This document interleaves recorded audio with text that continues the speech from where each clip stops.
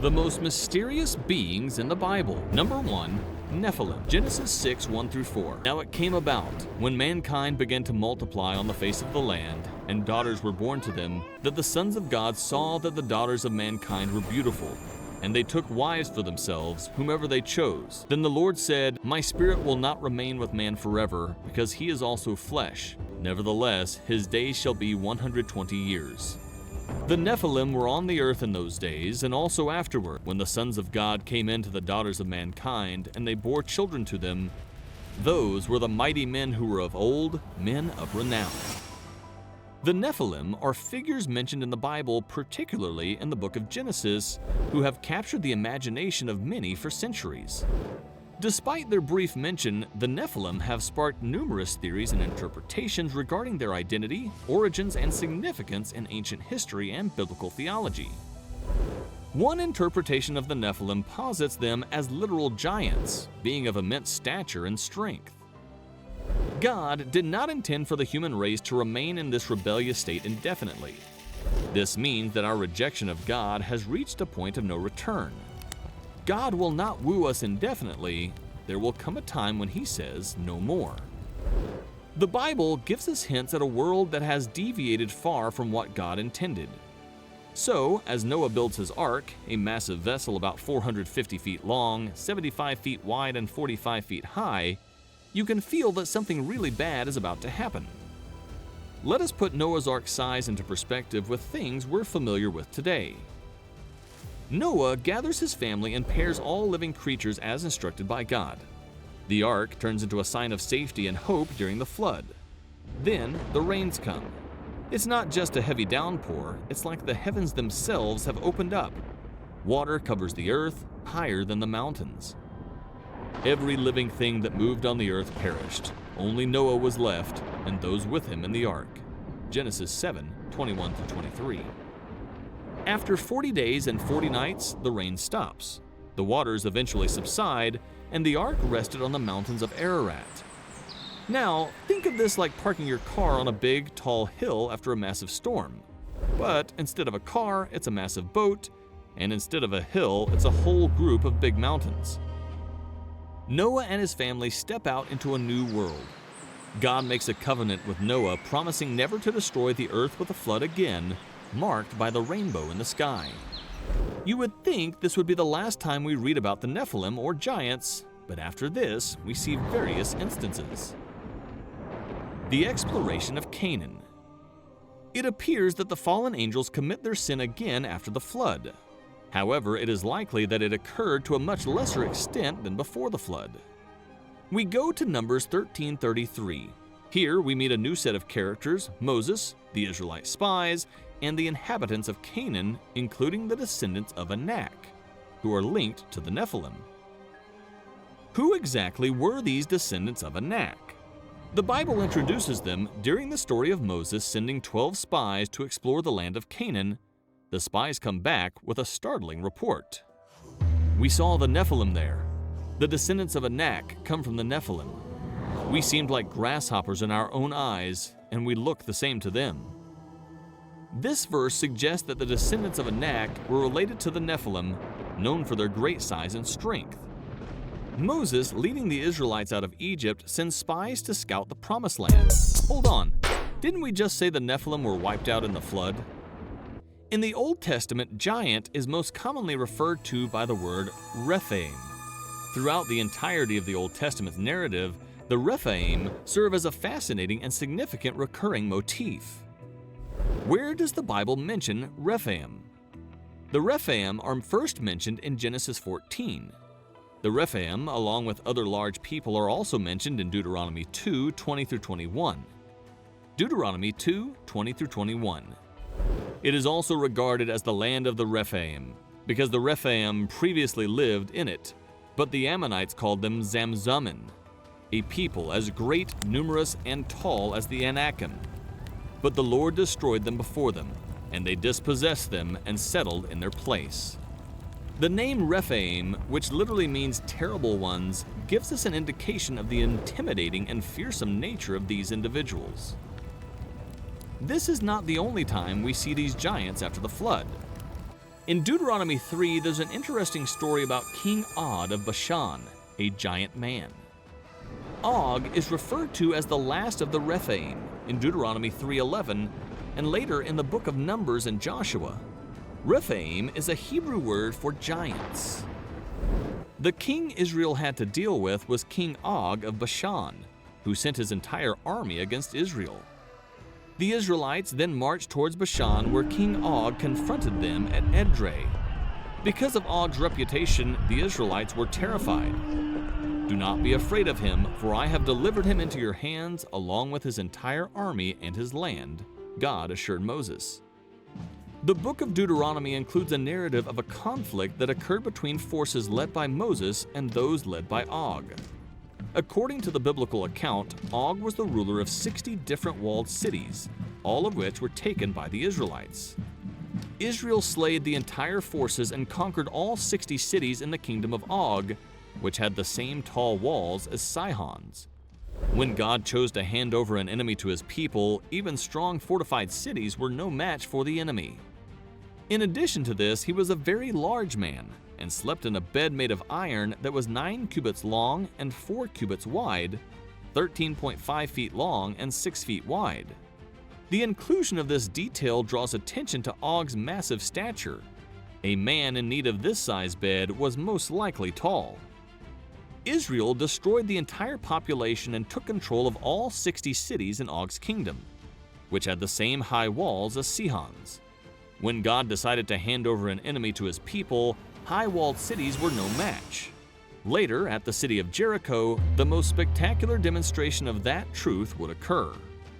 According to Deuteronomy 3:11, Og was a descendant of the Rephaites, indicating a man of great stature or giant. His colossal bed had become famous and, no doubt, had been saved as a memento. Joshua 12:4, New American Standard Bible. "And the territory of Og, king of Bashan, one of the remnant of the Rephaim, who lived at Asheroth at Edrei." After this, we then see another giant. The most well-known giant in history is Goliath from the Bible. He was a champion from the Philistine camp who fought as an armored charioteer. He was dressed in what we'd call a mail coat.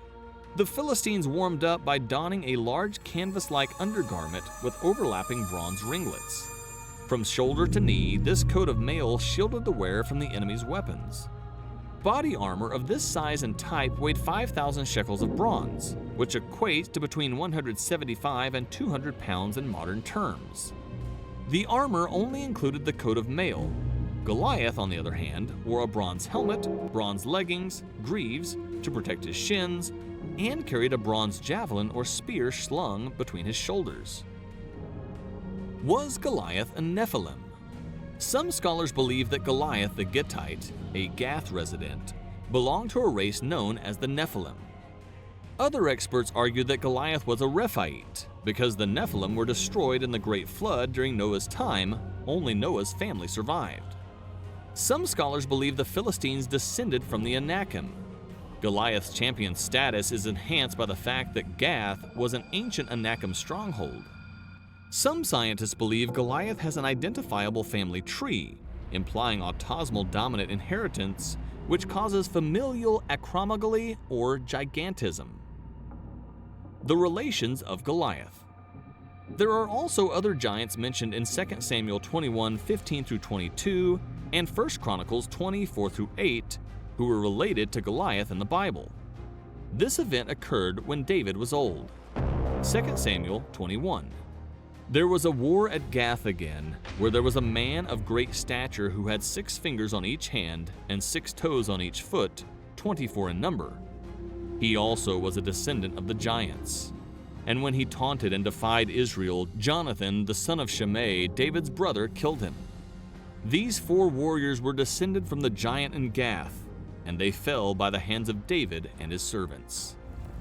Since Goliath was from Gath, these were Goliath's sons or brothers.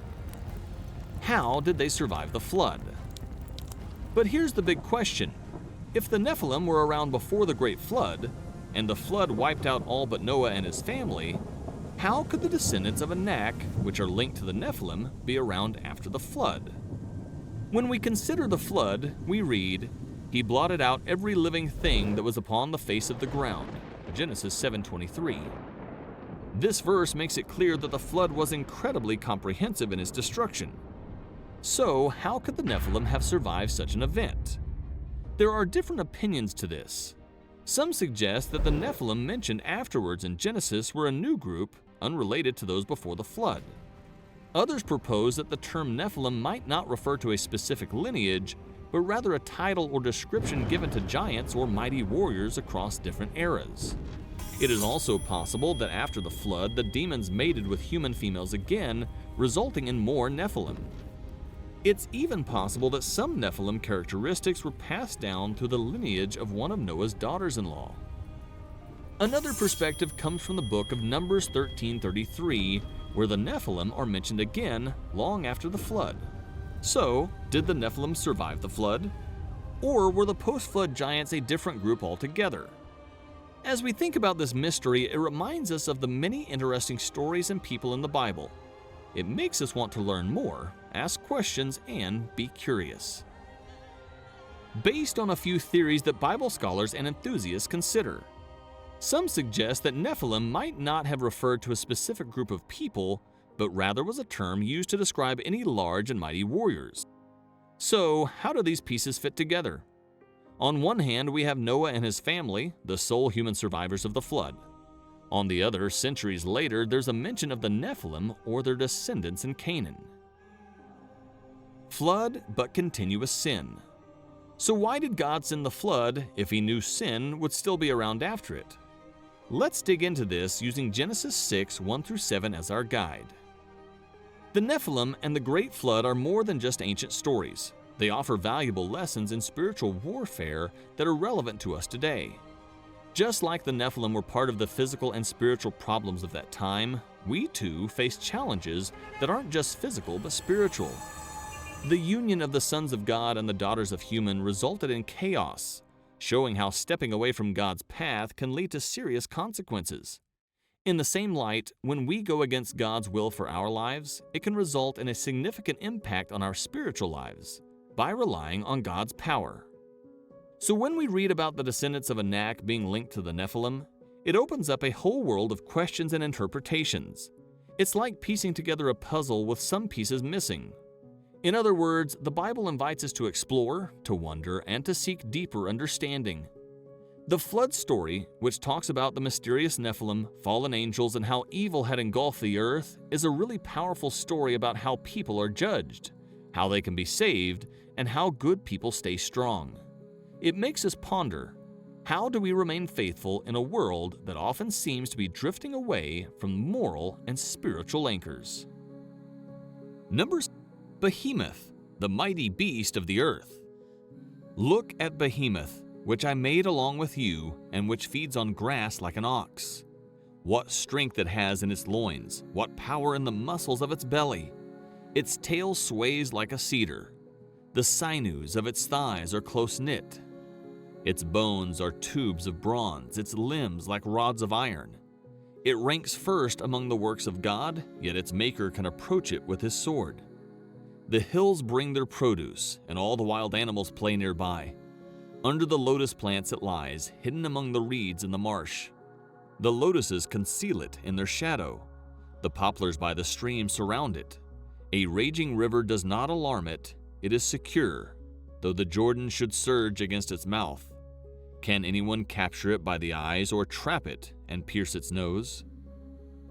Behemoth is a mysterious and formidable creature mentioned in the Bible, particularly in the book of Job, where it is described as a mighty beast of the earth. The description of Behemoth in Job 40:15-24 paints a vivid picture of a powerful and untamable creature whose strength and stature inspire awe and wonder. While the identity of Behemoth remains a subject of debate and speculation, its portrayal in the biblical narrative serves as a symbol of God's sovereignty over creation and the awe-inspiring complexity of the natural world. The passage in Job begins with God challenging Job to consider the greatness and majesty of Behemoth, saying, "Look at Behemoth, which I made along with you, and which feeds on grass like an ox." Job 40:15 NIV. This introductory statement emphasizes Behemoth's creation by God and its role as a creature of the earth, similar to domesticated livestock such as oxen. The description of Behemoth continues with details of its physical attributes and behavior. Its tail sways like a cedar. The sinews of its thighs are close-knit. Its limbs like iron rods and its bones are bronze tubes, Job 40:17-18 NIV. These vivid imagery highlights Behemoth's immense size, strength, and durability, comparing its tail to the mighty cedar tree and its bones and limbs to metal. Furthermore, Behemoth's diet and habit are described. It ranks first among the works of God, yet its maker can approach it with its sword. All the wild animals play close by, and the hills send it their produce. Job 40:19-20 NIV. This passage suggests that Behemoth is the pinnacle of God's creation, surpassing all other creatures in strength and significance. Despite its power, Behemoth remains subject to God's authority, as evidenced by the mention of God approaching it with his sword. The passage concludes with a reflection on Behemoth's unassailable nature and the impossibility of capturing or subduing it. Can anyone capture it by the eyes or trap it and pierce its nose? Job 40:24 NIV. This rhetorical question emphasizes Behemoth's untamable and uncontrollable nature, highlighting its status as a creature beyond human comprehension and dominion. Physical attributes. The description of Behemoth in Job 40 emphasizes its physical attributes, including its immense size, strength, and durability. Behemoth's tail is likened to a cedar tree, its bones to tubes of bronze, and its limbs to rods of iron, Job 40:17-18. These descriptions evoke a sense of grandeur and power, suggesting that Behemoth is a creature of unparalleled strength and stature. Herbivorous diet. Behemoth is described as feeding on grass like an ox, Job 40:15, indicating that it's an herbivorous creature. This detail contrasts with other creatures mentioned in the book of Job, such as the Leviathan, which is described as a carnivorous sea monster. Behemoth's herbivorous diet suggests a gentler and more peaceful nature, in contrast to the ferocity and aggression associated with carnivorous predators. Significance and symbolism attached to Behemoth. The story of Behemoth in the Bible shows us how powerful and amazing God is. It reminds us of how God created everything with great variety and beauty. When we think about Behemoth, we should be amazed and give praise to God because it represents His strength, His ability to create wonderful things, and how far beyond our understanding He is.